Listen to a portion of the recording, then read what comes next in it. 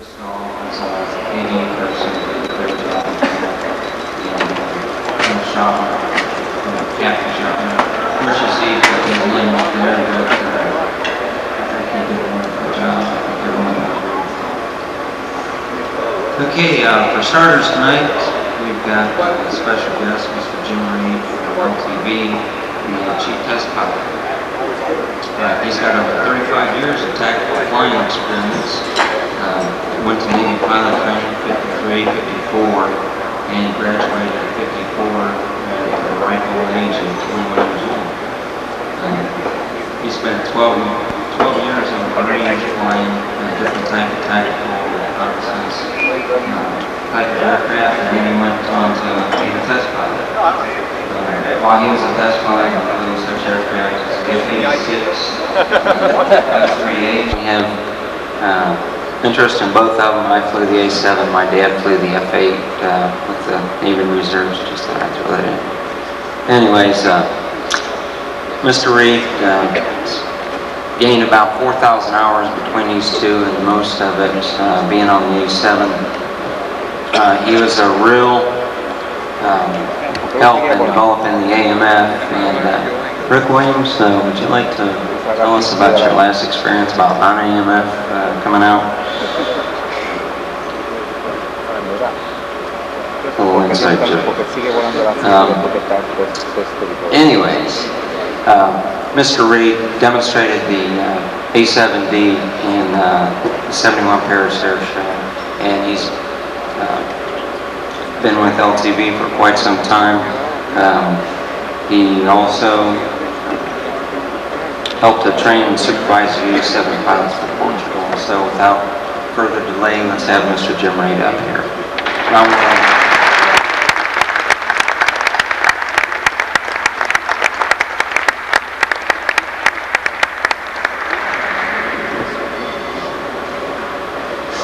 Lance, do I really have to follow that video?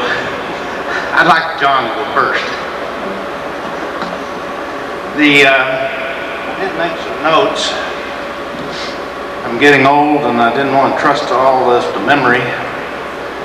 But General Campbell, ladies, gentlemen, ex and soon to be ex SLUF pilots. I'm very honored that the Vought Aircraft Company and sponsors of this event asked me to speak here with you tonight, because this turns out to be more than I expected.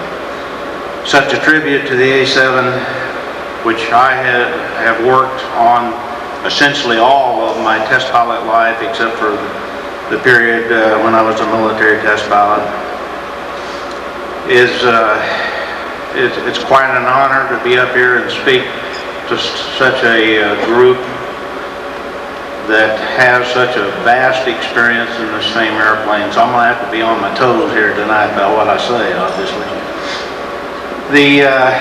When they asked me to speak, I was a little bit taken back about what I could get up here and speak to this group about. Some of them suggested maybe my company test experience, some about my personal A-7 test experience. I did want this to be an entertaining discussion, and I wanted it to be entertaining to the ladies as well as the SLUF pilots out there. It's also been said that a good speech ought to be like a woman's skirt, long enough to cover the subject, but short enough to be interesting. I'm going to leave the war stories to John. I'm sure he's much more qualified than I am to do that. So I chose to give you a historical review of the A-7 and the Corsair, as you'll see here in a moment, from the very beginning. And then if there's time at the end of it, I'll expose a few of the personal facts and some of the company experiences. So to help set the stage for this thing, Joe, could I have the, is it on? My show, and that's why I was a little bit embarrassed to stand up here after that video, is going to be all slides. There wasn't a whole lot of time to put this together. You obviously worked on that video for some time. This is the very first Corsair. You won't find it here in the museum because it was a Navy airplane. But this is the O2U. There were land-based as well as this amphibious Corsair. This is a 1926 model, and shortly after it flew, it captured speed, altitude, and endurance records. Jimmy Doolittle, a lieutenant at the time, used this airplane to do some early blind flying tests, and there's quite a story that goes with that, but I don't have time to tell it tonight. In the period of 1931 to 1940, leading up to the war years, the Chance Vought Aircraft Company designed and flew 32 airplanes in the 9-year period.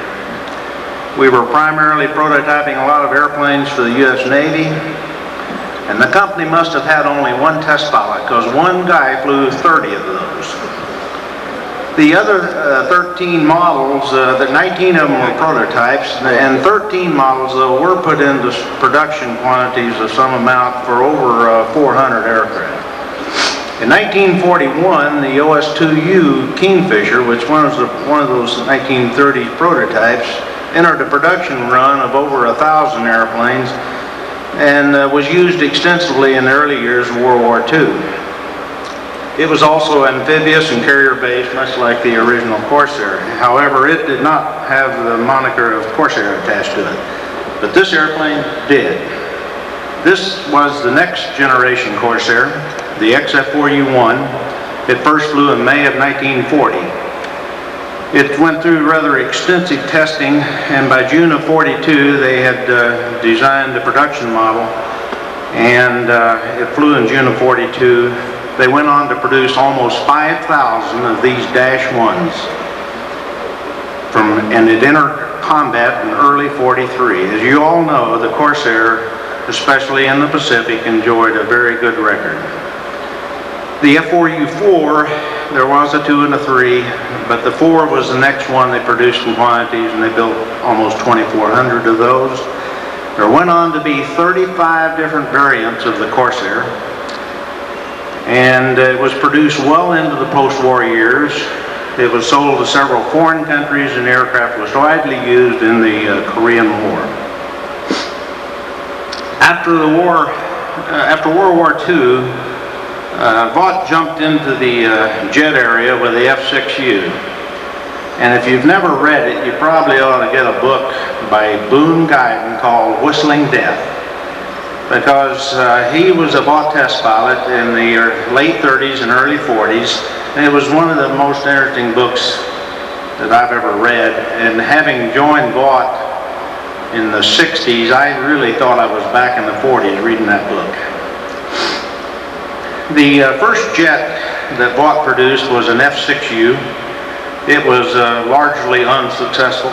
They only built 3 prototypes and 30 production airplanes. But this was the first jet with an afterburner. It was a kind of an ungainly looking aircraft, but not as much as the one that followed, the F7U Cutlass. The Cutlass was a delta wing airplane. From the ground to the cockpit was 21 feet. The thing set at about a 25-degree angle just sitting on the ramp. And it was a result of some early tailless experimentation that Vought was going through, and was powered by J46 Westinghouse engines, which Joe Engle tells me was way above his time. First 3,000 PSI flight control systems. It also had afterburners, and they built over 3,000 of these for the, or 300 of these for the U.S. Navy. The next significant Vought product was the F8U. Now when I went out to the company and picked up all these pictures, one I failed to pick up was a good picture of the F8U, but I think you all certainly know what one looks like. And this photograph is a picture of the only one and only two-seat F-8U sitting beside what later became our two-seat A-7. But in the late 50s, the Vought Crusader was the king in the U.S. Navy. It was truly the first Navy supersonic fighter, and we built 9 models and delivered almost 1,300 F-8s over a 9-year period.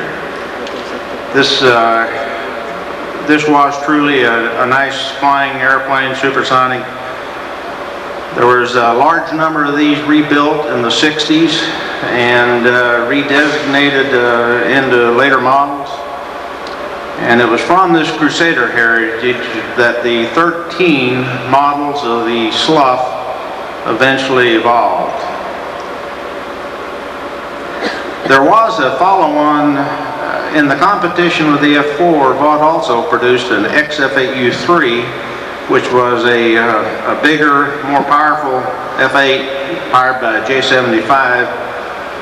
I certainly never had the opportunity to fly it, but I'm told that it was very easy to get that airplane to 227 Mach, which was the windshield heat limit. And as a matter of fact, at that point, you were still accelerating good or climbing, one or the other. It lost out to the F4 though, so that's water under the bridge. In 1963, the Navy wanted to improve their light attack force, the A4 series, and I found it a little ironic to find a couple of A4s on the flight line out there today. But the A7 was built to replace the A4. There was a short paper competition between models derived from the A4, the F8, and the FJ4 Fury. We're here tonight because the A7 won that competition.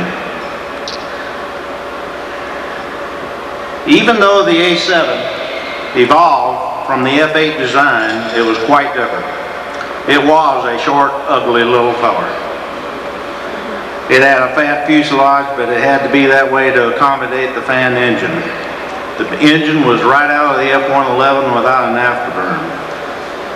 The fan engine was there to give us the range and the endurance at low altitude.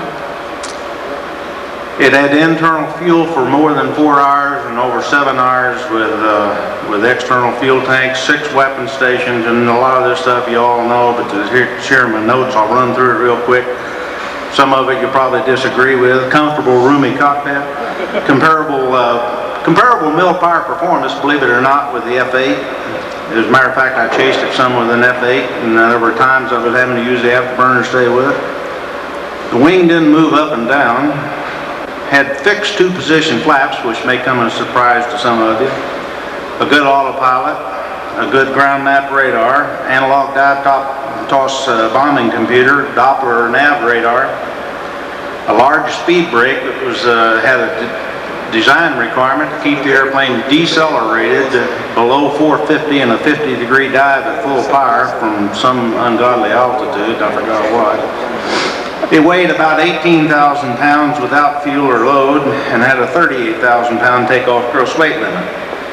From the contract award to the first flight of this airplane was only 18 months.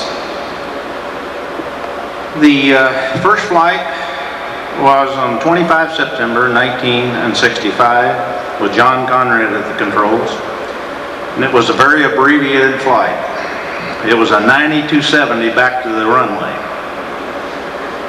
Joe Engel was chasing him, and Joe's in the crowd tonight, and most of you in this audience know Joe a lot better than myself, but Joe was sitting on his wing, and John was convinced something was wrong with the airplane because it was buffeting pretty good.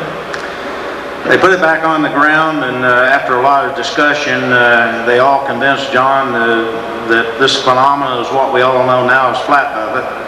And they put it back in the air that same day and flew a very successful first flight. There was more or less about 7 test aircraft used during the early test program, and the only real problem we encountered, we obviously had problems with just about everything we touched, but nothing was real significant except compressor stalls. We had compressor stalls anytime you got close to idle. We also had compressor stalls, as it turned out, when the engine ingested steam. And guess what? The catapults on the ship all produced steam. I can remember sitting at Lakehurst, New Jersey, and counting into the 30s the number of catapult shots in any one day, trying to get data on what was causing the engine to stall. And you had to be alert, because every once in a while when you got airborne, the engine was flamed out. But of course we were obviously taking the necessary precautions. We also lost, we had in-flight stall problems. If you got the airplane engine back near idle, we couldn't get it out of idle without stalling it. We did lose the number 1 A-7A fairly quickly at China Lake doing flame-out landing tests, but the pilot got out of it. The Navy evaluated the A-7 in January of '66, about 4 months later. They had a team come down to the plant, do an extensive pilot evaluation, and lo and behold, one of their pilots got the engine into a low altitude compressor stall, ejected. The airplane was trimmed up pretty well with the gear and flaps down. When this happened, the airplane rolled out, went into a field straight and level, and we used the airplane later for a simulator. There was a max effort to get this airplane, though, into combat.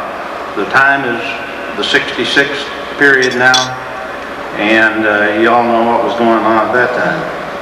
We delivered our first Navy A-7 to production airplane in October of '66, about a year after first flight. And then we went on to deliver 199 A-7As in rapid fashion, working 7 days a week to get them delivered and into combat. The cost of the A-7A was roughly $1 million. And as a matter of fact, I think it was a little less than $1 million. In 1967, two Pax River pilots, Lieutenant Commander Jim Hill and a Marine Captain Gillespie, flew two A-7As non-stop, unrefueled, from Pax River to Paris Air Show in over 7 hours. The A-7A entered combat in Vietnam in November of '67 with Commander Hill again, and this time he had 3 Air Force officers on in his squadron. That was 2 years after first flight. The Air Force was at this point interested in the airplane, and I'll come to the reasons here in a minute. The next version of the A-7 was the A-7B. Now the A-7B was nothing more than an A-7A with the engine that had been redesigned to lighten it up and take some of the features out of it that weren't necessary for lugging an afterburner around on it. So we had more thrust, but again, believe me, we had compressor stall problems. The engine wouldn't run at full power with a 15-knot crosswind without stalling. So these problems all had to be resolved. We took the engine to Edwards and flew it in an A model, and eventually Joe Engle, bless his heart, flew the airplane in Dallas in February of '68.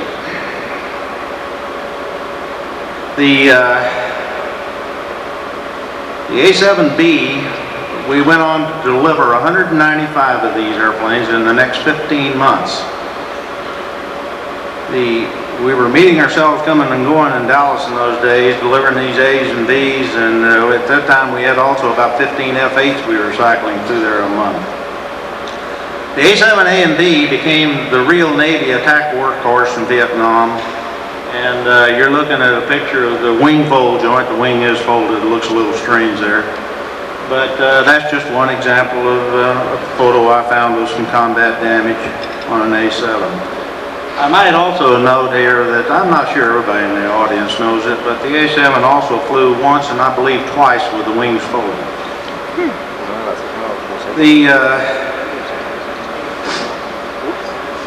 Meanwhile, back in Dallas, we were busy as we could be every day. The design effort had started on the A-7D. Then Secretary of Defense McNamara was pushing commonality, hence the F-111 A-B, and the Air Force became a new customer for BOT. The D development was primarily done with the Air Force leadership. They wanted more thrust. They were obviously being dictated that they would take the A-7 rather than design their own attack aircraft.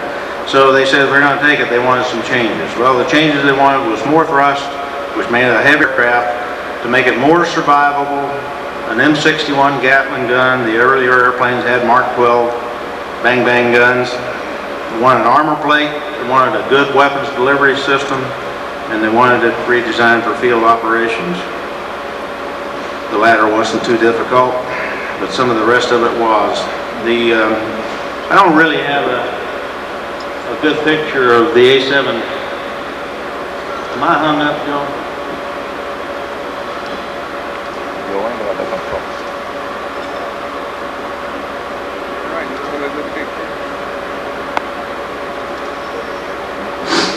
I'll press on. I can always catch up with the slides. The A-7D first flew in April of '68 with John Conrad at the controls. Please note that RHIP exists in the industry also. The first two were initially flown with TF-30 engines. The TF-41 engine still wasn't ready. In September, we had the 41 engines now ready, and we really flew the first 41 powered in September of '68. As you all know, the early A-7Ds had the 41 engine. It weighed about 3,000 pounds more than its predecessor. New cockpit, onboard starter, new wheels and brakes, and a skid, variable position flaps for the first time. Increased the gross weight to 42,000 pounds, and we reduced the fuel available by about 500 pounds by filling the fuselage with foam.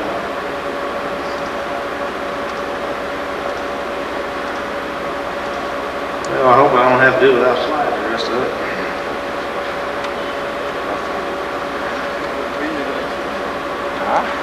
Another big thing we did to the airplane at that point was put the third hydraulic system out. We had been flying with two up to that point.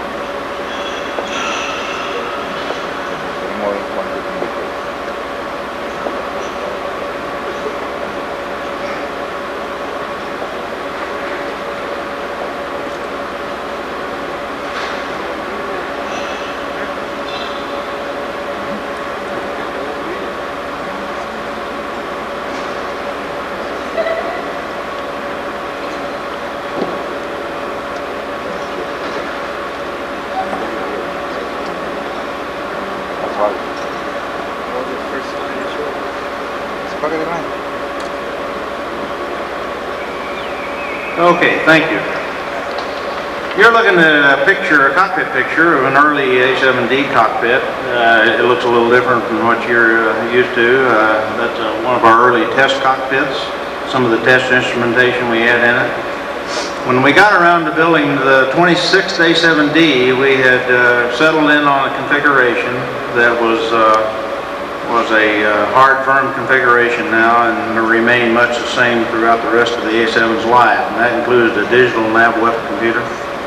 It had the first operational HUD in the U.S. inventory, smarter weapon controls, inertial navigation, and the beloved projected map display.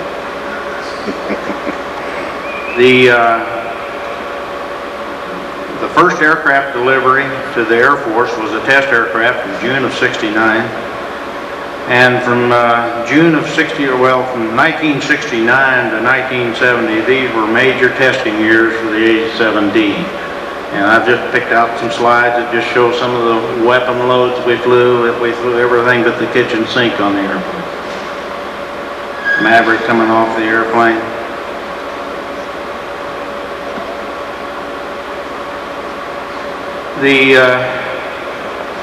By the fall of '70, SLUF training had begun at Luke, and the 354th at Myrtle Beach was the first wing to start receiving Ds from Dallas. Outfitting the 355th and the 23rd Tactical Fighter wings at Davis-Monthan and England Air Force followed shortly. It wasn't long, well it was I guess for a while, there was quite a bit of training going on, but in the fall of '72 the 354th deployed to Korat, and by the end of the conflict in 1975, the A-7D and the Navy A-7s, the A's, B's, and E's, would account for more than 100,000 combat sorties in Vietnam. I'd like to read you a published quote from an Air Force captain. Pretty well expresses my sentiments that, quote, "The A-7D is a superb and widely underrated weapon system. One of those rare aircraft that lives up to manufacturer's claims," unquote. Total of 459 A-7Ds were built and delivered by 1975. And those aircraft out there at the 178th are much as they were delivered 20 years ago. Obviously, they've had a lot of tender loving care in between, but the design is basically unchanged. Now we're getting into the era of the A-7E. The Navy saw what the Air Force was wanting to do with the airplane. They participated in the design discussions, and they followed the D very closely, flying in November of '68. Again, though, with the TF-30 powered A-7E. There were some cockpit airframe differences in the two airplanes, but the weapon system was common with the A-7D. The first 67 airplanes were powered to the TF-30, and then we did step up the TF-41 with even a little bit more thrust in the Air Force version in the A-7E. And there's a couple of China Lake birds. By 1970, the first of the E models were in combat. And the first 67 were redesignated A-7Cs because of the difference in the engine. So now we had the string complete, A, B, C, D, and E. But it was a real busy time getting these airplanes all built and certified and tested and into combat. The Swiss had been following the A-7 and expressed interest in the late 60s. They selected the A-7 from 9 competitors, and the answer that came out was the A-7, which was wrong politically, so they reopened the competition with 6 of the competitors back in it. To help them make up their mind, we flew the airplane to the Paris Air Show in '71, and I did get to fly that through at least half the shows. We flew it with no pylons, 2,500 pounds of fuel at takeoff, and believe me, I think some of you would be impressed with the show we were able to put on that configuration. In the meantime, the Swiss had settled on 2 aircraft per fly-off, and they wanted us over there, so we took the airplanes back to Switzerland in '72 and flew off against a modified Mirage called the Milan. You might see once in a while a reference to an A-7G, and it was intended to be the Swiss configuration. The Swiss flew 33 very successful flights. I was impressed with them. They had 3 pilots fly 33 flights. Their standard configuration was 10 Mark 83 1,000-pound bombs plus sidewinders. I really had to do some digging in the book and some coaching on takeoff technique because they were flying this load out of 2,000-meter airfields at 2,000 to 3,000 foot elevation deep in the Swiss Alps. The A-7 won this competition very decisively, no question about it. But again, we lost the contract politically. The Swiss eventually just changed their requirements and went back to fighter defense. The 2-seat era began about the same time, 1972, because of the training for the complex weapon system. We pushed the 2-seat idea and partly funded the Y-7H, as it was originally known. It was the first TF-41 powered A-7E converted. This airplane flew in August of '72, built with John Conrad at the controls. And there were no real surprises. One of the surprises that you might see here is the drag chute in the airplane. Keep in mind, that was the time we were competing in Switzerland, and I was convinced we needed the drag chute on those airfields. So we put one in this airplane. The Navy T models also had drag chutes. There were no surprises in this airplane. It flew basically, I was never really sure I could ever tell any difference between it and a single-seater. within 3 months, we had this airplane on the road, and then you saw us around the country with it from time to time, I'm sure. And if there's ever an airplane I came to trust, this was it, this tail number. I flew 1,150 hours in this particular airplane over the next 17 years. It was later redesignated the Y-7E. The Y-7E was used to prototype, sell, and develop the A-7C maneuvering flaps, two-seat spin test, the Navy flare system, auto-terrain following, radar development, the LANA low altitude night attack system for the Air Guard, various training efforts, and many pilots in both the Air Force and Navy flew this airplane with various of us. In 1973, the Greeks bought 60 A-7Hs with very little courting. We couldn't have been an easier sell. They came to us and said we'd like to buy 60 of them. These were new airplanes. I heard it mentioned today that those were rebuilt airplanes, but those were new airplanes. It was basically an E-cockpit with a refueling deactivated, D wheels and brakes, an E engine with a D start system on it, an E fuel system, and it flew in May of '75. We did very little testing on the airframe. We did do some, and delivered those airplanes starting in '73. About the same time, the Air Guard received their first A-7s. The first ones went to the 188 Tactical Fighter Squadron. Get a little bit behind there. That was a Greek airplane. The first one went to the Tacos in New Mexico, and I believe it was delivered out there with Major Jim Van Sock. And over the next few years, 14 Air Guard units made the transition to the A-7D, including 3 units here in Ohio, and I think you all might recognize Ed Meckenbeyer's plane. I know Ed's in the audience. The next aircraft was the TA-7C. It was a remanufactured airplane again from a B, I believe, and we rebuilt 60 of these airplanes from B and C airframes. It flew in December of '76. It had, by this time, the TF-30 had been upgraded to P408 dash numbers, which was a 13,500-pound lighter engine, very fuel efficient, at least 20% better fuel economy than the TF-41.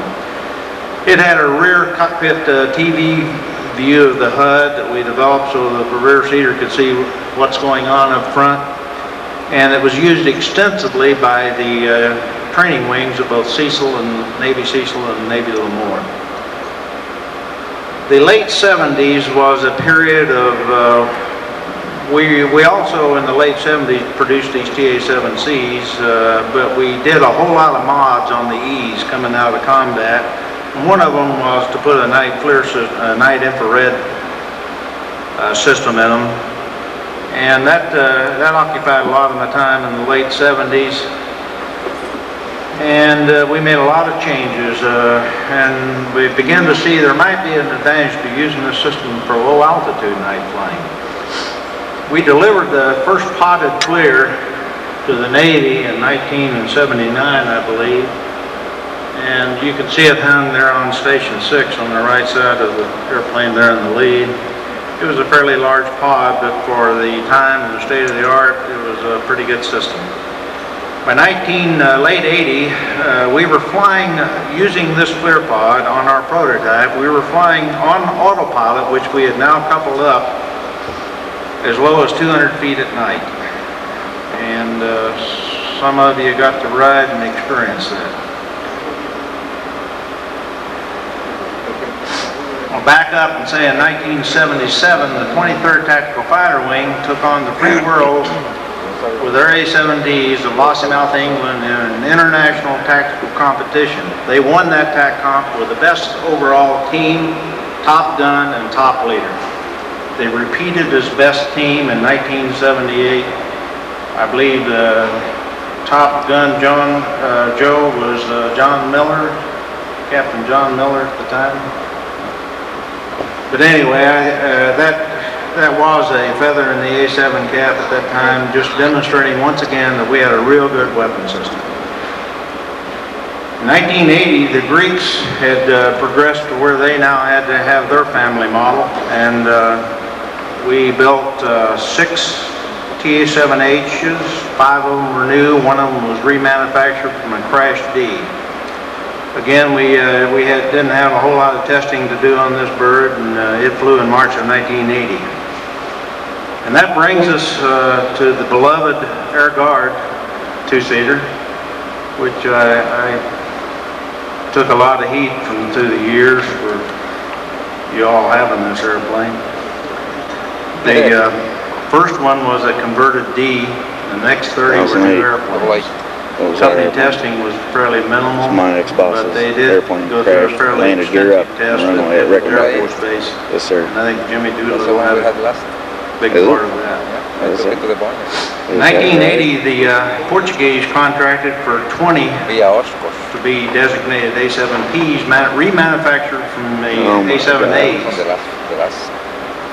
These A-7As were plucked off of the desert floor at Davis Mountain. When we received it, we had all the 781s. And shipped to Dallas. It was Red Cross with Condition of the aircraft was suspect, to say the best. Steve Brown. And I was assigned to be the project pilot with the task of doing foreign pilot training in the States to get these guys off the ground. Oh my God. 1981, Gunsmoke was revived here in the States, and the 140th Tactical Fire Wing, Denver Guard, won that first one with Top Team, Top Gun, Wayne Schultz. And there's a picture of the Lodeo going on during the competition. I think it's a picture of the winning team. And the Air Guard units continued to be strong competitors in Gunsmoke throughout the 80s. As a matter of fact, one in our audience tonight, Tom Pate, is he's standing there in 1987, he tells me, with the overall A-7 team trophy. 1981, the A-7P flew, finally, and believe me, I have to say in all honesty, of all the A-7s I flew, I probably would pick this one to be the best.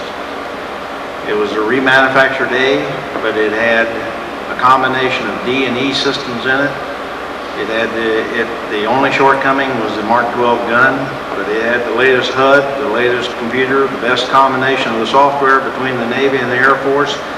Had an extra VHF, full AM/FM radio, the 186. Had the inertial nav, projected map. It only weighed 18,500 pounds empty. Was powered by that 13,500 pound thrust P408 TF30, which was easily get you 3 hours at 400 knots of low level. It had maneuvering flaps, and we later found, John Schroeder, who's in the crowd, later found that he could make it from Dallas to Portugal with 2 external fuel tanks with 1 stop in Bermuda. And if you add up those miles, I think that's it's about 4,400 miles. We had a good 3-month pilot training program in Dallas, had about 8 pilots get 55 hours each. We used a T model, and we took the T with us over to Portugal. Started out with 9 airplanes in Portugal. You're looking at the airplanes on the flight line and lodges during Christmas Eve, 1981. And I spent the next 14 months over there with them. There are 9 A-7s in that picture over the city of Louria, Portugal. In the fall of '83, the Air Guard evaluated FLIR at Tucson using our now designated Y-7E. Portugal ordered another 30 aircraft. There's more engine shuffling going on. The 60 TA-7Cs, 46 of them were pulled back in, and 41 engines were put in them. And there's more FLIR development, leading eventually to the LANA, low altitude night attack configuration of the Air Guard. In 1985, we delivered the rest of the Portuguese airplanes, which brought them up to a total of 50 airframes, of which 6 were two-seaters now. The low-altitude night attack system flew in October of '86 in an A-7K, and we had considerable difficulty getting that system straightened out because we did change the clear system from an analog to a digital system, going from the Navy to the Air Guard. We lost the first A-7D of that program in a night accident. By the spring of '87, we started delivery of this system to the Air Guard, to the Albuquerque Guard, I believe, first. It was the first night, low-altitude, single-seat, auto-terrain following system in production.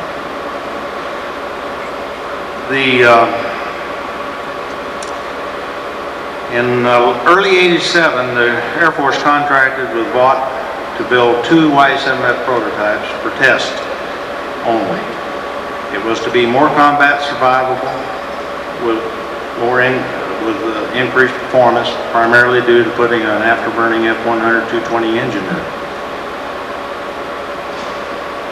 The airplane was, you all didn't really ever get to see this one very much, but I'm going to use my little one here if I can figure out how to do it. Yeah. Intermittent.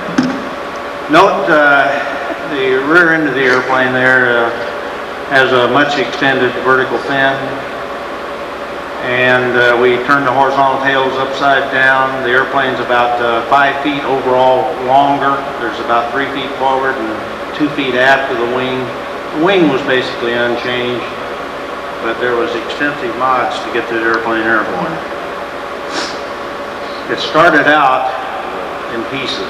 We took 2 D models. As a matter of fact, we took 2 Lana D models and tore them totally apart.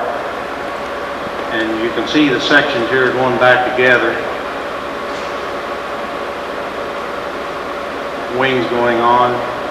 A couple of guys nervously watching all of this. And eventually it's starting to get together, even painted. 44. Rolling it out of the hangar the first time. Running around the clock, getting this thing ready to fly. Taxiing out for the first takeoff, and you saw some video there a while ago of the first takeoff, but we eventually got it airborne, I believe, on 29 November 1989. We quickly, there's another flight shot, kind of shows you the difference between the short, ugly little fellow and the nice looking little fellow. We quickly got 2 of these birds built in 2 Edwards Air Force Base, where we quickly checked out 2 Air Force test pilots to go with us, 2 contractor pilots, and we ran almost a 1-year test program. It was very successful. We learned early on that we made a major boo-boo. The rear end of the airplane had way too much drag. And somewhere past mid-program, if you look at the rear end of the airplane, you'll find the tail cone basically gone. And that reduced the drag measurably on the airplane and brought it back to what we expected it to do. This was a real good airplane. We had super availability during the test program. We simply were too late with this development, and world events overcame it, and it was just not necessary anymore. With the last of the Navy reserves transitioning out of the A-7E in 1991, and now with the 178th transitioning, the sun is setting on the A-7D SLUF and all the A-7s except the foreign ones. I always knew this day would come, and I never knew whether I would be here to see it or how it would happen, but I can't imagine a better way to bring it all to an end if it has to be, and I know it has to be. I would like to back up and just say a few comments about myself. Please don't take this as egotistic. It's just basically my pride in what the company's accomplished and we've accomplished with the A-7. I joined Vought in May of '66, as most of you heard earlier, about 8 months after the first flight of the A-7A. And at that time, I was number 8 in seniority. The A-7 was not the only project we had going on at the time. We did have the XC-142, we had F-8Js, and we were doing a lot of F-8 mods. Our pilot staff grew to about 10 experimental and 5 production at the peak, in which we had 8 Navy, 4 Air Force, and 3 Marines. Pretty good combination. And we had a squadron atmosphere of highly specialized individuals, believe me. It comes with the territory, and I'm sure most of you here tonight have experienced it. But along the way, we, the company, and myself individually, lost 6 good pilots and friends. Fortunately, only 2 of them were in A-7s. But of the group I originally joined, we lost 6 in accidents. My last flight in the A-7 was almost exactly, well, it was 2 days short of 25 years in the cockpit of the A-7. When I flew number 2 Y-7F to the Hill Air Force Base Museum. It was I knew at the time that it was likely my last flight, and I'm sure you guys getting out of the airplane out there today that were on your last flight had some of the same feelings. During that time, I logged 12 hours, to be honest, about short of 4,000 hours in all models of the A-7. And I had a piece of the action in almost all the test work that we did, each and every test phase at one time or another. There were a number of people always asking test pilots, telling them about their hairy events and all this, but there were a number of planned and some of them unplanned, interesting events in my career. Contractor testing involves testing an airplane to its limits, as you probably all know. And some of the points which I've been to in the A-7 are going to sound unbelievable to the most of you in the audience. And no, these are not points in the Y-7F. 600 knots level, 635 knots in diving flight, supersonic at 5,000 feet, 1.2 Mach, 118 Mach with a load of Mark 82s, 7 Gs at 112 Mach with an asymmetric load of 82s and a mirror on the other side. I worked on a lot of 50,000 feet. Literally hundreds of gyrations through the sky, looking at ways to get this airplane where it would be a little more honest in departures and spins. A couple of very wild and interesting spin rides, and one of them, I'll relate some numbers to you. I stuffed in the controls at 275 knots one day with the yaw stab off, and the airplane coupled, and I know for a fact this is the only time the A-7 ever really coupled. But it took me through 7 360, 200 degree per second rolls at a -3 Gs in the next few seconds. And I never saw one like that before, and never saw one again, and never wanted to see one again. There were many interesting night test rides, and some of them demo flights and some of them development flights. I had several bird strikes head on in the wing, day and night. You guys that think birds don't fly at night need to be around sometime at night, see how they come back with holes in the wings. Tore a lot of things off in flight during a lot of my testing. Certainly made a number of precautionary landings, and had a number of other attention getters, such as having a Portuguese student blow the canopy glass out of me in the TA-7C while we were taxiing in.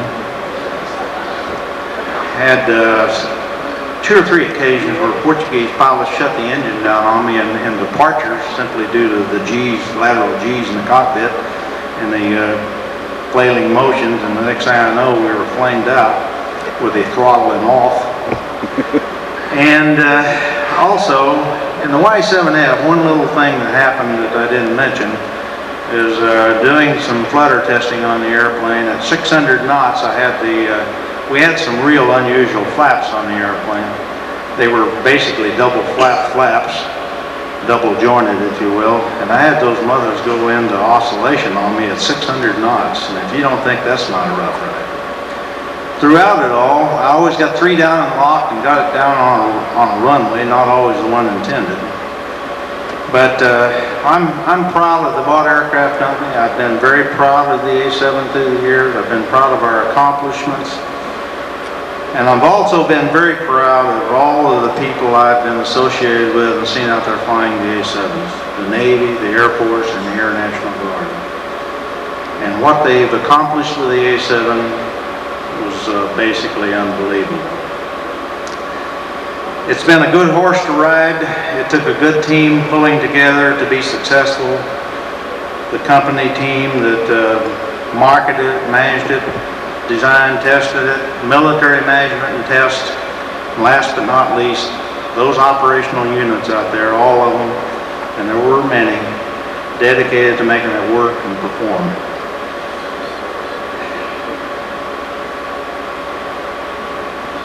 I hope that all the A-7 pilots here tonight enjoyed flying this airplane as much as I did. I'm sure you're going to like the F-16. I certainly would like to fly it too. And the Air Guard will remain the country's best line of defense. Thank you very much.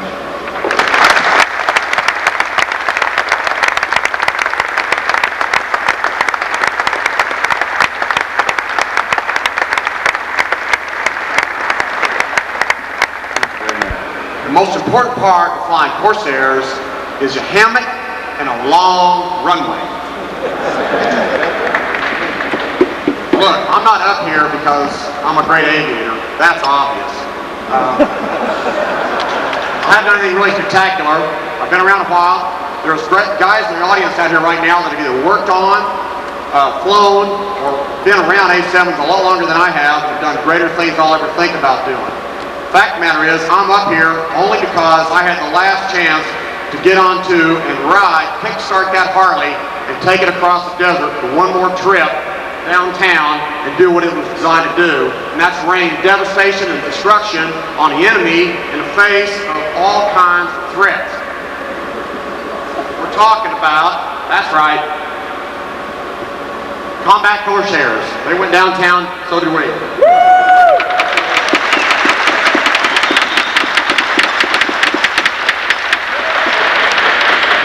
The airplane was born in combat, as Jim just told you.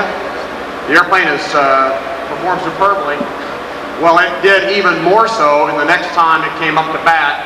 When the pitches were down, Casey was out there, somebody had to make the airplane do what it had to do. They called us up, and this is going to sound kind of ridiculous, but we're just kind of hanging around. A couple A-7 squadrons left in the Navy. Yeah, we're just laying at the beach. We had airplanes on cross countries. Most of them were on the way to the boneyard, or they were dreaming about being their predecessors, the FA, wanted to be something they weren't. We were really worried that everything we had was going to end up right out here at Davis-Monthan as we're flying out there that morning, dropping them off, and we get this call on a Friday afternoon about, it was about 1 o'clock, I remember it well, sitting on a beach in St. Augustine, Florida, the nation's oldest city, and I'm out there enjoying about the third margarita of the day. And I get this emergency phone call, and you got to get back. And I go, the only thing I got to do is finish this margarita. Well, needless to say, I come streaming back, and they go, you're going underway on Monday morning with your Corsairs for the last time. We didn't think it was going to happen. No way. We pulled up between 2 A-7 squadrons, which at the time were 5 aircraft apiece. We made, in 3 days, 2 10-plane squadrons. Pilots that were in the training unit to fly F-18s, pulled them out. Enlisted guys who were out there learning to work on the F-18, pulled them out. Got all of our publications back that were all over. We would pretty much put most of those in the trash can, and they were shipped to the Dipsy dumpster.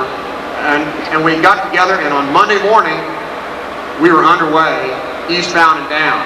And that was the Corsair on its way to do its thing. Out of ideas and airspeed, we were just sort of hanging out wondering what we were really going to do. Because of all the training we'd ever done, it wasn't what we thought it was going to be.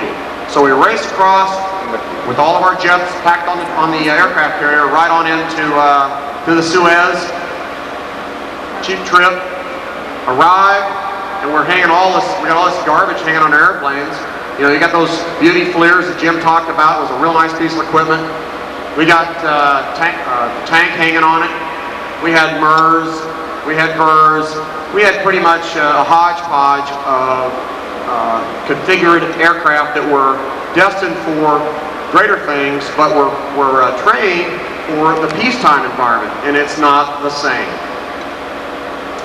So we got over there, and the first thing we want to do is what we always do back here, and we always do so well. What's that called? Low levels. Let's go racing around the desert.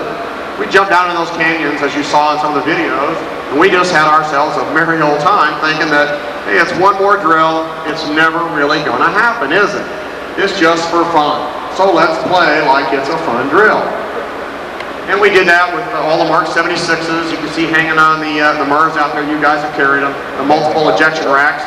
And we're dropping bombs all over creation, thinking that the way you do business is lots of bombs on an old bomber.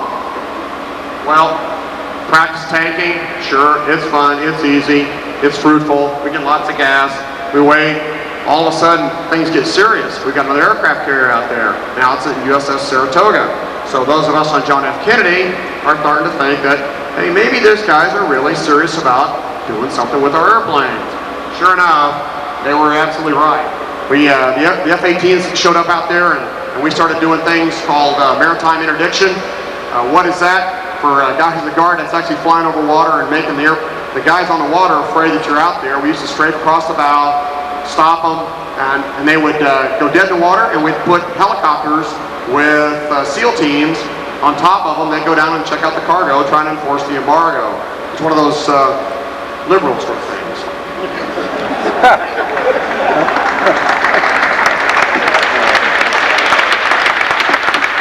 Needless to say, all of a sudden we got this group of people from the CIA, the DIA, all these intelligence geeks show up on the ship, and they say, how would you like to know what the threat is? We go, no, not really. Just so they tell us what there's going on out there, and sure enough, it's all the Vietnam era threats, and they're pretty extensive, and it goes on. This is just a couple of them. Bottom line was, they're pretty much everywhere. They own the country in airspace because they have bought all these things from our now buddies. The Russians used to be the Soviet Union, and they literally had warehouses all over the country just filled with surface-to-air missiles because they were going to own the sky, realizing that their aviators were a little short of the mark. So we were somewhat concerned when we figured out that not only do they have a lot of surface-to-air missiles and a lot of air bases, as you can see right here, you know, real quickly, there was airfields. All these right here are just a couple of the major fields. They put a lot of them out there that were on highways and dirt strips. Any place they could quickly put some sort of a 3,000-foot straight line piece of hard earth. They were putting airplanes or landing and taking off there. But the real problem was the anti-aircraft stuff. And here what you see is, you know, all the other airfields that we had to contend with. They were literally everywhere. They just moved. They put a fuel truck out there. They put a couple of start crews, and the next thing you know, they got airplanes. They got F-1 Mirages, and they were putting their MiG-29s out there because those were designed to work off hard or soft runways, and they were very successful in doing that. But the biggest problem was the anti-aircraft. It's everywhere. So all of a sudden, those low levels we were doing would seem like they were a lot of fun, just really didn't apply anymore. So we came up with a new plan. How best to employ our illustrious Corsair for the last trip across the desert. Fortunately, we had the opportunity to do mirror image strikes. Well, okay, so it sounds easy. It was, they were pretty scary. Too many airplanes, too dark at night, too many tankers, and we weren't ready for it. And it was a learning evolution. We went out every night, and what you see right there in the red line, at the southern part of the Red Sea, is where we would take off, drive to the blue line where the two circles are, and we would quickly go up those blue lines, and we would tank off of the Air Force KC 135s. It was a very special time in our lives. I don't ever want to do that again, but we learned and we figured out how to separate tankers and how to get the right number on the tankers and how to get the most airplanes, the most amount of gas in the shortest period possible, because it was a very difficult problem. And we would practice them all the way up to the very end, and then as you can see the red line where it comes back down to the left and it goes across the diamond, that's the initial point, and then into an area where you can see the big boxed in area where we would practice our delivery of ordnance, and then we'd turn around and go right back up the line, right back to the tankers, and we'd do it all over again because we liked it so much. And we would return back down the line, and then we'd come back to the ship, and yeah, it was a special moment because it was dark and we had to land on it. Not fun. They gave us lots of ordnance. It was an opportunity to practice with everything we were going to use, and we pulled them all out of the magazines. We pulled out, and this is sort of a scary thought, imagine if you can, taking your 10-year-old son who's been watching Arnold Schwarzenegger Rambo movies and give him a Thompson machine gun and say, be careful. Because that's what they did when they gave us our whiners. A-7 guys with whiners is a dangerous spot. And we were out there raging around with all these brand new whiners, trying to make sure they work good, air to air. And we're looking for just anybody that would give us a tone to shoot that thing. We never got to, but boy, it was a great thought. And we figured out right away that all those pesky tanks, FLIRs, the forward-looking infrared radar, and those crummy little pylons were not the things they wanted to take into combat. So we stripped the jets. We said, hey, who's driving this problem? It's us. Let's clean them up. So as you can see right there, so well depicted, is we took off Station 2, Station 7, and we took off all the extraneous garbage, and we decided that this airplane could actually do, as Jim Reed just said, it could hold 0.92, no kidding, all day, every day, from the time he took off the ship till he came back. And that was one of the saving graces, because as they say in combat, the speed is life, and it was for us. So the first night comes around, we practiced all this, it's time to go do our job.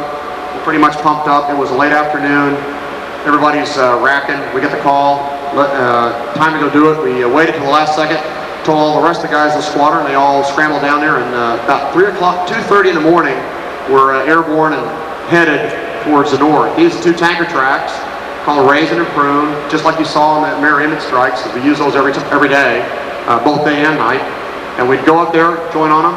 We use this as a typical tanker formation to get the gas like I talked about, where you have the 8 A-7s, and our typical package was literally 16 Corsairs. We owned the front of the ship. Up on the bow, where Catapult 1 and Catapult 2 were, is where they put all of our aircraft, and it was an ominous sight to see that many Corsairs sitting up there on the front of a warship. Well, they'd launch us first, and off we'd go. Behind us would be coming the F-14s, and then behind them were the EA-6Bs to jam. And we'd line up like this, and it seemed like a good idea, but it really didn't work that well, so we sort of improved on it. We figured out that this guy right there in the middle, if you look at the funny-looking airplane that looks like it's obscene, plugged into the 135, that was a KA-6, and what we do is we'd have him tank up first, and he'd pull off to the side, like it is right there, and he would tank up the other 4 guys on the right side. So you put 4 guys on the left, 4 guys on the right, we could tank real fast. Obviously there's not 4 on the left because I'm taking the picture. First night, yeah, we lost an airplane. It wasn't an A-7, it was an F-18. Went to Baghdad to support right after the stealth aircraft went chasing in behind the Tomahawks, and of course all the SEALs and the Rangers had torn up the radar site. But the first thing that we did, believe it or not, were the A-7s were right in there in the very beginning with the first wave to ensure that all the radars were sufficiently suppressed using the high-speed anti-radiation missile. Each aircraft carried 3 of them, and we put those guys to rest. It was a quick learning experience for the Iraqis. They didn't believe us when we said step back and shut down, but when those missiles started impacting on them, all of a sudden they shut down and they were real quiet for a long time. The other section of us, there you can see right there with the 3 harm, that was a recoverable load. That was why we carried 3, not 4. You could have carried more. We carried 3 just so we could bring it back aboard ship if the guy had an engine problem. And the other section, or the other division rather, the other division of 8, went over to the western side to H3 and H2 to remove their largest fighter base, because obviously our first goal, as been outlined by General Schwarzkopf, was to reduce the air threat. And that was primary in our responsibility, so we did that right away. EA-6Bs, one of probably the most valuable airplanes ever to go over there with us. The squadrons that didn't take that airplane suffered tremendous losses. We took them everywhere, and the A-7E, the Navy's A-7E, was the only airplane to go to Desert Storm not to receive a single loss or a single combat shot. Not a single aircraft absorbed a round, a flak shot, a missile bursting near it, but everybody that went over there with it brought it home. Kind of a nice thing to think about an airplane that was designed back in 1965. Harm was the name of the game for the first 3 or 4 nights out there, day and night. We raced right through those things. We were helping the A-6s as they went into their laser bombing. We raced and quickly figured out that our formations were not that good, so we jumped into these sort of formations where you put 16 A-7s in a giant division of four divisions each. The F-14s, yeah, they were there initially. They went away shortly after that. The A-6s, though they were really fun, they were way too slow for the new and improved slick A-7. So after one trip to Anna-Jeff, which was just south of Baghdad, one of their integrated operational centers, we found out that they were not going to come with us ever again. So henceforth, after the 4th day, we left these guys behind because they couldn't keep up with an airplane that was built 25 years ago. F-14s, yeah, sure, they were really good in the movie Top Gun, but they weren't so good in this one. Okay, it was not their stellar moment. So we just put them away. We kept them on the ship. After about the 5th day or so, they stopped being part of our strike packages.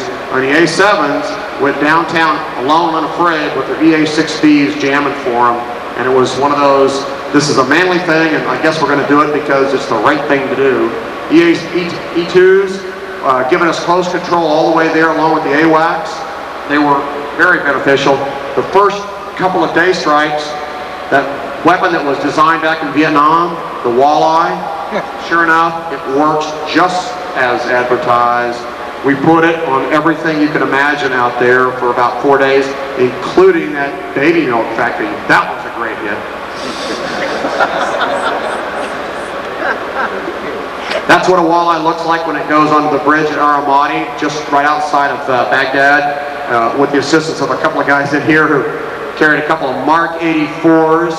We're going parent rack, and we hit it simultaneously. Amazing, the A-7 can do timing. Needless to say, we got better at it. We developed some pretty impressive packages of aircraft. We're 16 A-7s together. We like using 4 Mark 83. Those are, for you ladies out there, those are 2,000-pound or 1,000-pound bombs rather, or the Mark 20, which is a anti-personnel. It's the kind of thing you really don't want on your house. It's fills a football field, each one of them. And the Mark 82s, those are 500-pounders. 84s, didn't do those a lot. Those F-18s did take them, and we didn't take them that much. We just didn't have them available to us. It was a good load, but we just didn't have them on the ship. And the walleye was the most wonderful weapon. We finally evolved into this, and this is a close formation, and you say, well, what is that? It looks just like somebody. This is, no kidding, as close as you see those guys, that's how close everybody got. It looked like Blue Angel Parade, Thunderbird Parade, because we figured out after about the 3rd day strike that the guy who was in the back of the bus, at the caboose, was going to be given his full plate of anti-aircraft fire, the flak. So all the junior officers got real close and pushed themselves right up in position. And we rolled in, it was literally you and 15 of your closest buddies in a run together.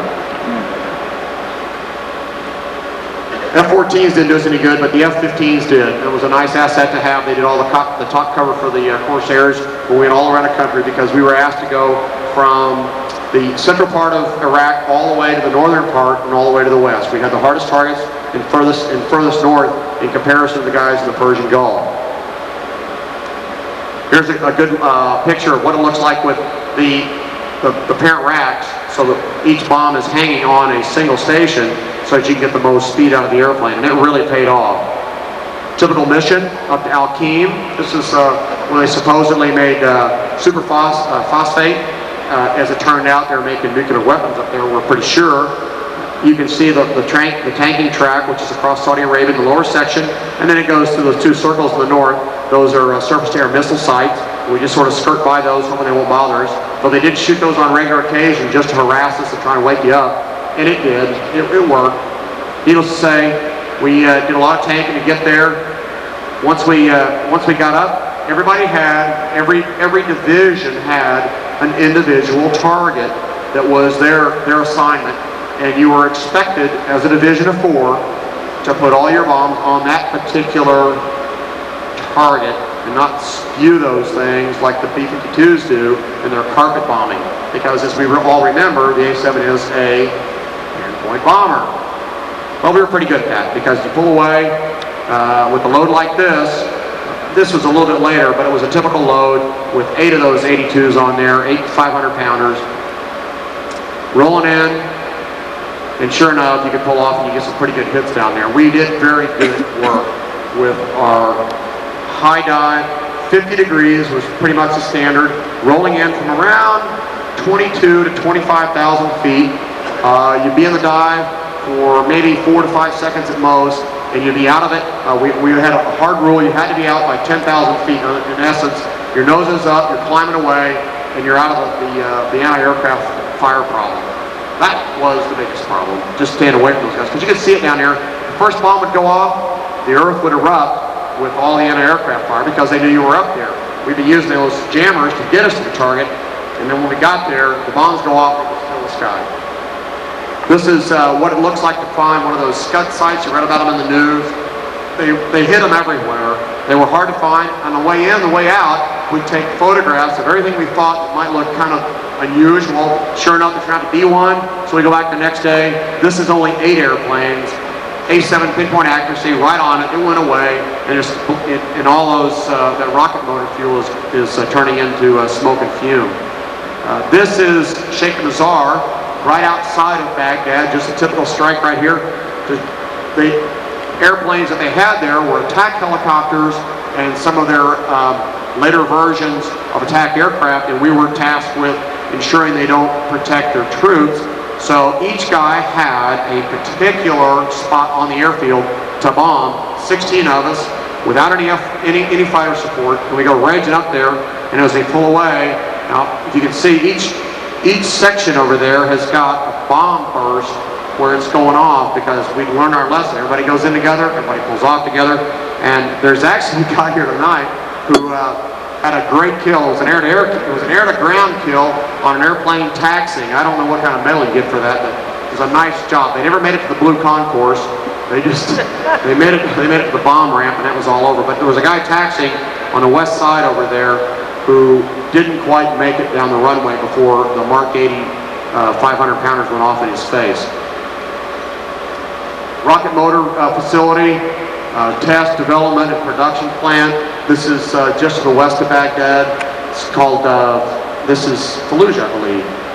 And sure enough, you can see that the black is where we get the oil, and the white is for all the jet fuel. Tough targets. B-52s couldn't get them. Nobody else could either. It was one of those plunk it one at a time. These are all the ammo deposits where we would go in the daytime. Our night work was not that great, and we'd go daytime in there, and we'd drop one at a time, circle the wagons, and roll in. When I say one at a time, one guy at a time, and he would try and take out one of those ammo bunkers. They were very difficult, and there were lots of them everywhere. It was one of the more difficult targets we had, and I can't say that we're honestly that successful at it. coming home, come off the target, join up on your tanker, get your gas, and it was now, yeah, it's 450 miles back to the carrier. Oh boy, might as well be flying back to Dallas. Needless to say, we go down on the desert, we chase camels, just kind of pull the tension off the program and relax a little bit. It was fun, but I don't think we want to do it again. Tankers, this is what we call the Jesus tanker. Oh Jesus, I need gas. Sure enough, these guys were hanging out over the ocean. Whenever we couldn't get gas from the KC-135 or something went wrong, we'd grab gas from those guys.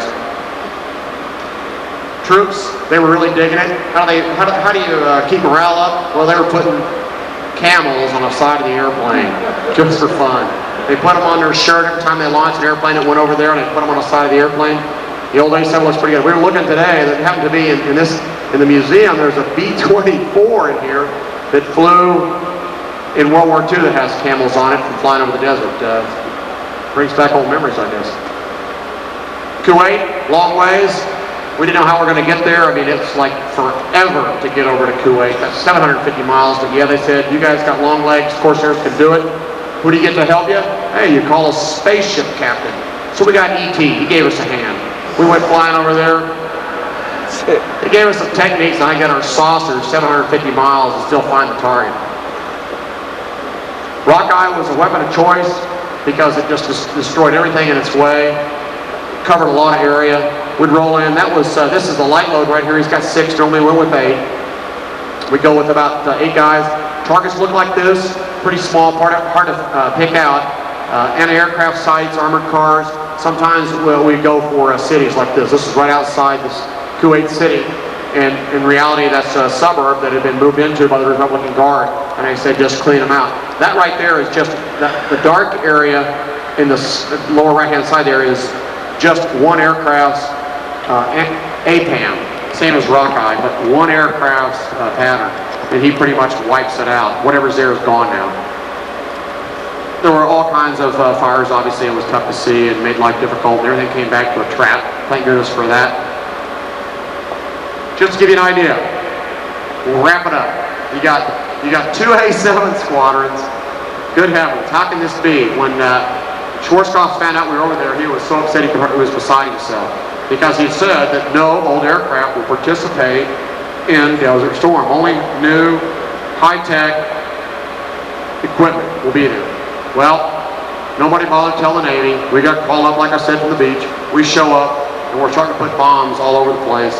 And he was literally beside himself with antique aircraft doing the mission that he thought nobody else could do. Our two squadrons, this is just between Attack Squadron 46 and 72, put 2 million pounds out of the 25 million pounds that the Navy and Marine Corps delivered. That's almost 10% between 2 squadrons. As you can see right there, we exceeded 3,000 flight hours. Most guys got 23 to 24 combat sorties at about 100 hours apiece. It was a pretty impressive last ride for that Harley across the desert. And I'm here to tell you, that's the only way you negotiate. The Harley did it the best. The Corsair is the way to do business. I'm sorry it's gone. There's a tear in my eye. But it's history, so we're moving ahead. Thank you very much.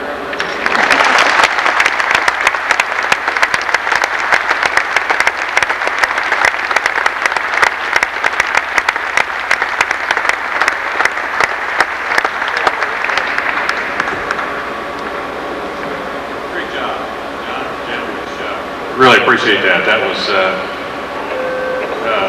great presentations, very fitting for this occasion. Got a couple of prints here we'd like to give you for of some of our Springfield A-7s and one of our tankers. Hope that you find a place for that and remember this occasion. We certainly appreciate you being here. We can buy these for this one. Could we have Jim and John up here? We'd like to present this.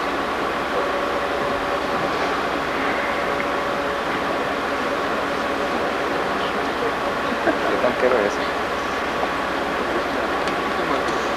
¿No?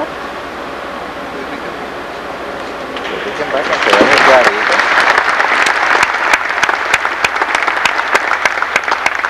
Everyone would just keep bearing with us. We're working on it. Let's see, right, the T and the Y. If you count them, that's 10 different types of A-7. Let's hear it for Captain Richard.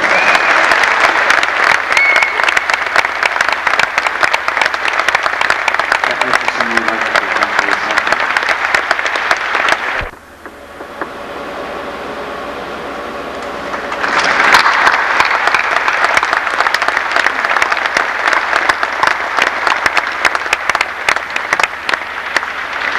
Just hearing Lights talk about the A-7 in combat, I have to add this.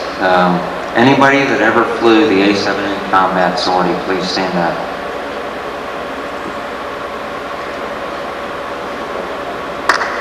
My hat's off to you, gentlemen. Anyone with 50 combat missions or more, stand up.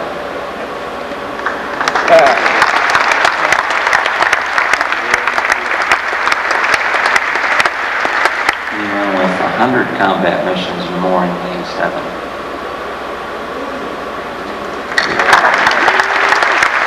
I'd like to only do Craig, you can step forward, please. I'll have you know, Craig being one of the Marines in the A-7, flew over 150 combat missions. I've only heard about him through his brother, Harry, but he's got over 150 combat missions in the A-7. Give him a nice warm welcome.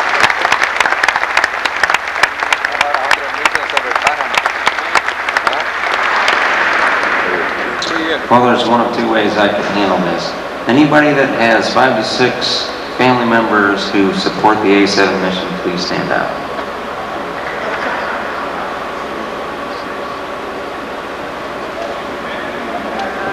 Used to be 4. Patsy Aduccio, please stand up. She's gone.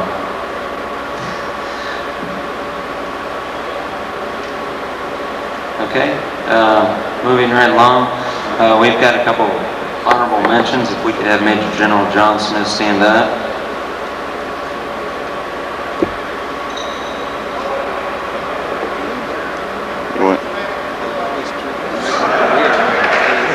For honorable mention, we've got that General Smith here says that he has kept Captain Tim Cox right side up, and he's nearly taught Lieutenant Colonel Lones how to straight.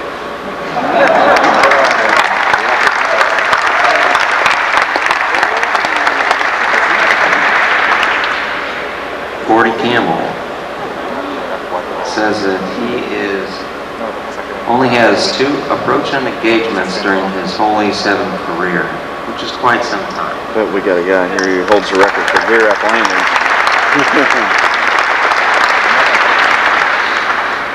Oh, I'd say about a year ago, I'm standing around the ops counter, pilots are coming in, it's a Saturday ETA, and they're no longer griping about, well, I thought I had to be over 40 for that to happen. Major Annie Sobel, she's got honorable mention for having seen the most naked A-7 pilots.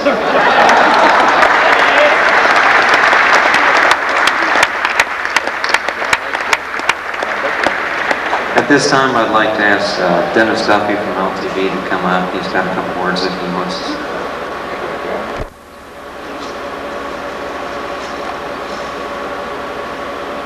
Would General Gordon Campbell please come forward?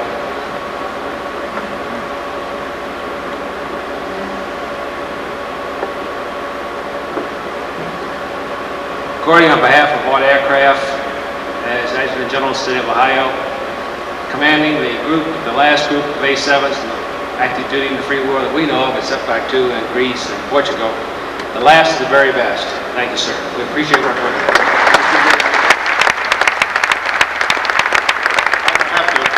Fight with General Powers and whether we hang this up the Adjutant General's Department or at his headquarters. So it's beautiful. We appreciate that.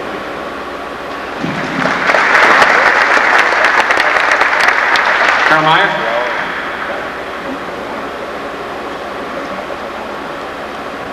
Again, the last, the very best. Thank you for all your support throughout the years, and It's a pleasure working with you and all the rest of the A-7 drivers.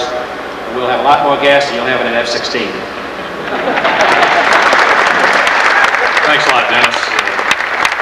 I'd just like to say that we certainly do appreciate the support that we have gotten from LTV over the years, whatever it was, Gunsmoke or whoever we needed help, you were always there to help us out. It's great work. Thank you.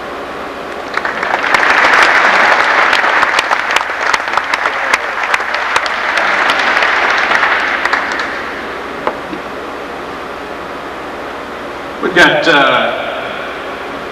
three of our pilots we'd like to bring up right now that are finishing their career, finishing it in the A-7, and they were out there flying today.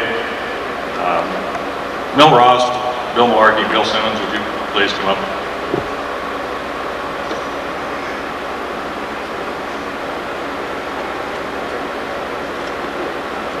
And we've got some plaques that we made up that we'd like to give to you and congratulate you. Just great careers.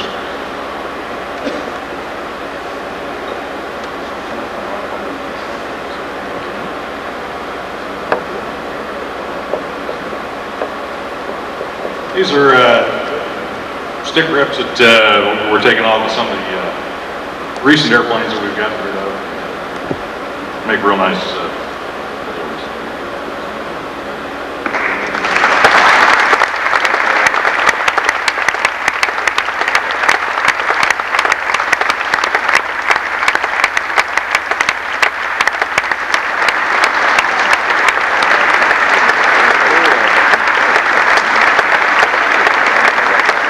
the stick grips. If any of you have ever taken an airplane out there to Davis-Monthan out at the boneyard, you know you don't dare take an airplane in there with anything missing. Before you get out that base, they check everything on that plane. You go down the checklist. But these airplanes, this last group that we delivered 5 over to Aberdeen Proving Grounds, where the Army uses them for targets. And when we landed there, we asked a couple of civilians that came up and somewhat parked us if they minded if we took anything off the airplane. They said, "Yeah, take whatever you want." So here were 5 pilots with screwdrivers and that's dangerous. dikes, cutting wires and pulling out instruments. That's dangerous. Just ripping these airplanes apart. It's kind of a shame. 5 Code 1 airplanes, but we knew they were just going to take them down and shoot them up. So we wanted to get what we could, and of course the stick grips, got those out of there. Well, we got back home with all the loot, and Bill Simmons, he probably had the most. He had a great big parachute bag full of stuff that he pulled off that airplane of his. And off he walked with his stick grip, and that's what we needed